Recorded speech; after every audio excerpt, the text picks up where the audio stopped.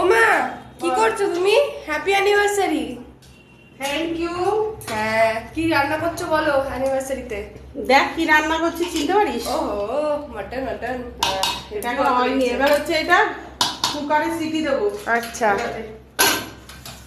আর করেছে হচ্ছে বাঁধাকপির তরকারি। আহা, এখানে আছে ডাল সেদ্ধ, এখনো ফোড়ন দিয়ে ফোড়ন দেবো, ভাজা করব, ভাত হচ্ছে ওইদিকে। আচ্ছা। হ্যাঁ, আর আজকে অ্যানিভার্সারির বাদ দিয়েও আজকে একটা বড় দিন, শুভ দিন, সে হচ্ছে পয়লা বৈশাখ। একদম।